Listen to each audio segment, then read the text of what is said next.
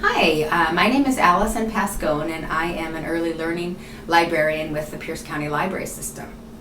And today I'm going to be talking with you about one of 6 early literacy skills and how you can demonstrate and practice using this skill with some flannel board songs and activities.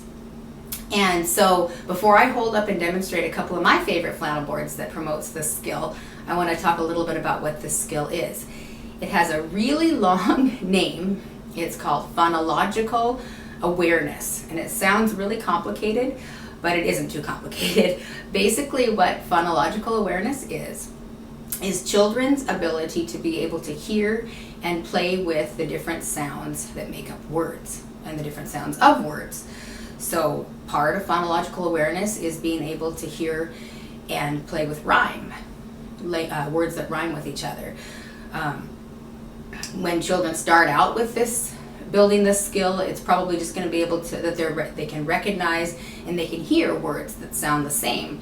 But the more they practice this, they can make up their own rhymes. They can finish rhymes that you might start. So if you start with a famous rhyme or song that you love to say with them and then have them finish it for you, those are some fun ways to practice with rhyming.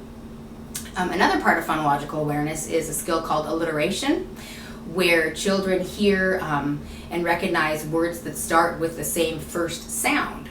So we all know the famous rhyme, Peter Pepper picked a pike of pickled peppers, which I can't even say because it's a tongue twister. But all of the words in that rhyme start with letter P.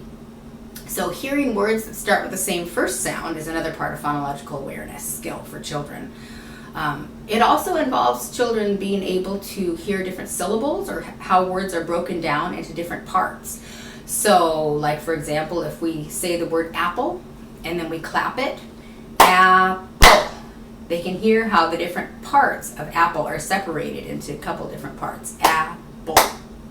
Or like a little bit longer word, banana, banana. They can hear how the word banana is made up of 3 different parts or syllables. So all of these things together help children to practice phonological awareness, but you can do it in really easy ways through singing your favorite songs, saying your favorite rhymes throughout the day with children or in your circle times. Nursery rhymes or famous rhymes and songs like the Itsy Bitsy Spider and Twinkle Twinkle Little Star, the ones that we all love and grew up with as well, are great ways to practice phonological awareness with children. But I also have a couple of flannel boards that I want to demonstrate for you today that are some other fun ways that you can do phonological awareness practice in your circle times or even in small groups or one-on-one with children too. So for the first one I'm going to do today, this one works on rhyming sounds and just hearing and repeating language in the same phrase a lot, which children like to do. Once they learn a verse, they can say it with you and join into the game. This is a guessing game actually, and all of the animals on my board live at the zoo except for the animal up here, which is the doggy. And Doggy has lost his dog bone today. One of the animals from the zoo is actually hiding the dog's dog bone. So we have to find which animal is hiding the dog's bone today. We're going to say a rhyme about it. And I usually choose the first animal, so I might pick, let's see if we can look under lion and see if it's hiding behind lion. And then the next go around, the children get to choose which animal they would like to look under next. So we're going to tap our knees. Here we go. Doggy, doggy, where's your bone? Somebody took it from your home. It wasn't me. It wasn't you. Was it the lion at the zoo? Okay, let's see if it's hiding under the lion. 1, 2, 3. Is it there? Yeah, not today. So we're going to have to guess another animal. Let's try the monkey at the zoo. See if it's there. Here we go. Doggy, doggy, where's your bone? Somebody took it from your home. It wasn't me. It wasn't you. Was it the monkey at the zoo? Okay, let's look under the monkey. 1, 2, 3. Oh, no, monkey's not hiding the dog's bone today. So I'll usually go through all the animals and see which one they want to guess next, but today we're going to skip ahead a little bit and try the kangaroo and baby Joey. All right. Doggy, doggy, where's your bone? Somebody took it from your home. It wasn't me, it wasn't you. Was it the kangaroo at the zoo? Okay, let's see. 1, 2, 3. It was kangaroo and baby Joey. They were the ones who had the dog's dog bone today. So now I like to have them give dog back his bone because it belongs to him. Usually I actually have the kangaroo take the dog's dog bone because it's kind of a surprise, because they'll often guess the monkey or the snake or the elephant because he's kind of big and impressive. So I like to try and do the one that they might not guess right away. And then the other thing I do to finish out the flannel board with this game is I like to just lift up the other animals to see if they're hiding something too. Children like to see if there's something hiding behind each animal on the flannel board. So it's kind of a fun way to finish off the flannel board before we move on to another one. So that is doggy, doggy, where's your bone? It works on rhyming because if you hear the word you and zoo, and so every time they say that, they're saying the rhyme. So they're hearing those words and they're cementing it in their mind because they're saying it themselves. So it's a great way to practice rhyming.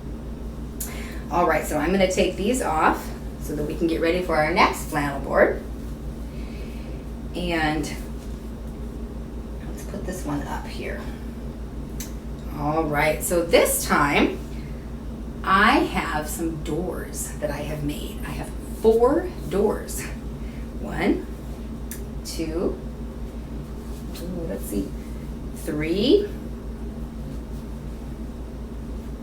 4. And I love to use, for things like doors or boxes or real basic shapes, I love to use colorful, fun fabric because it actually helps build children's vocabulary. Instead of just saying the green door or the red door or the blue door, they could guess what's hiding behind the watermelon door. So if you have cool fabric or prints that you have at home, you can make door shapes or basic shapes out of those too for children to use to guess what's hiding behind those. But today, with these 4 doors, one of the doors, there's actually an animal hiding behind each door, but one of the doors has a dinosaur hiding behind the door, and that's who we're looking for today. So we're going to see which door he's hiding behind. Let's start with the green door. Okay, so we're going to tap our knees again to say the rhyme. Here we go. Dinosaur, dinosaur, are you under the green door? Let me hear you roar. You ready for the roar? Quack, quack, quack, quack, quack, quack, quack. Does that sound like a roar of a dinosaur to you? Let's see who's under this door. Ready? 1, 2, 3. The green door had a duck hiding behind it. So no dinosaur yet. Well, let's guess the door next to it, the red door. All right, here we go. Dinosaur, dinosaur, are you under the red door? Let me hear you roar. Here we go. Wow, does that sound like a dinosaur roar? Let's see who's under this door. 1, 2, 3. This door had a pig hiding under it. So we've got a duck under the green door. We have a pig under the red door.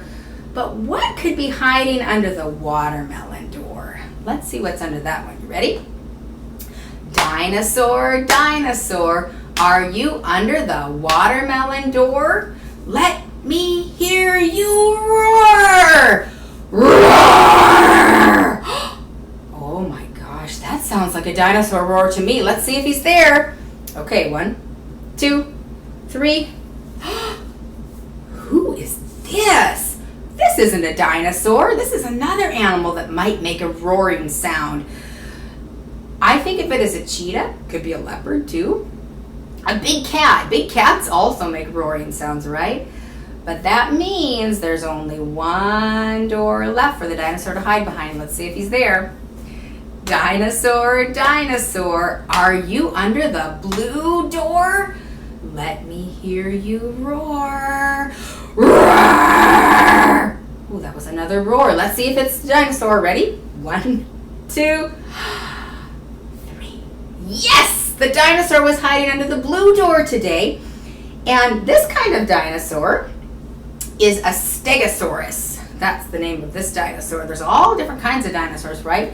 But today I have a stegosaurus hiding under my blue door. So this is a fun flannel board that teaches phonological awareness too, because again, it works on rhyming, but it also works on when you practice making sounds, like animal sounds, or if you have a flannel board with sounds of vehicles or different things that go, or different sounds in the world that children are real familiar with. That's another great way to practice the skill of phonological awareness too. Hearing sounds, hearing animal sounds is another fun way to do it. So this is my second flannel board of dinosaur. And last, I wanted to share one more with you. And so the 2 flannel boards I shared already work probably best for the preschool age, or even kindergarten might be fun too.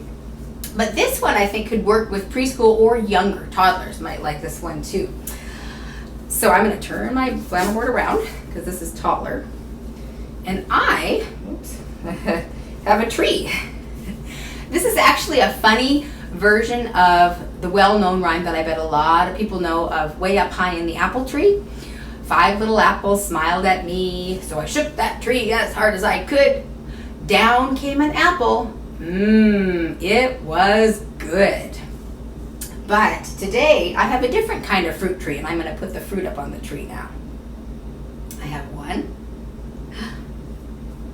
2, 3, not apples, huh? 4, 5 little lemons, right? So this is a lemon tree. We're gonna see how these lemons taste. Do you think they're gonna be as good as the apples? Let's see, we're gonna hold up our fingers. Here we go. Way up high in the lemon tree, 5 little lemons smiled at me. So I shook that tree with all of my power. Down came a lemon. Ooh, it was sour. Ooh. All right, now we have 1, 2, 3, 4. Way up high in the lemon tree, 4 little lemons smiled at me. So I shook that tree with all of my power. Down came a lemon. Ooh, it was sour. All right, we have 1, 2, 3. This is great for practicing subtraction, right? Way up high in the lemon tree, 3 little lemons smiled at me. So I shook that tree with all of my power. Down came a lemon. Ooh, it was sour. We only have 1, 2 left now. Way up high in the lemon tree, 2 little lemons smiled at me. So I shook that tree with all of my power. Down came a lemon. Ooh, it was sour. It doesn't get any better the more lemons we eat, does it? All right, we only have 1 left. Way up high in the lemon tree, 1 little lemon smiled at me. So I shook that tree with all of my power, and down came a lemon. Ooh, it was sour. So now that all the lemons are down on the ground, it's kind of fun actually to use this as a cooking lesson and talk to the children about what you could make with the lemons. So you can expand it that way too. So we talk about with the lemons, you know, if you squeeze the lemons into a pitcher and then you add some water, what do you think we're making? And by this time they usually guess lemonade. But we need to add something else to it too so that it'll taste good, right? Because it's still going to be sour with just lemon juice and water. What can we add to make it taste sweeter? And so sometimes children will guess sugar right away, or they might say honey, which is another great idea. I have had children say chocolate, which I think, I don't know if that would taste quite so good. But So we can put some sugar in, or we can put some honey in. If they suggest chocolate, I will put the chocolate in too. And then we stir it all up, and we've made our lemonade, which we can pour into a cup and have a sip. It's a kind of fun way to talk about how you can expand it with cooking. You can also use this rhyme, especially if you're doing it with preschool children or older children, to talk about what other kinds of fruit trees there are. Because we know the apple tree rhyme, we just did the lemon tree. What other kinds of trees are there that grow fruit on them too? It's a good science lesson. So this flannel board is actually a pretty easy one to make because the lemon shape is a real basic shape, and I have little happy faces on it, but you don't need to add those. You could just do a lemon shape, and that would be real easy to make, especially for a first flannel board when you're practicing. So these are 3 different examples of how you can promote and have fun with the skill of phonological awareness in your circle times and with your children.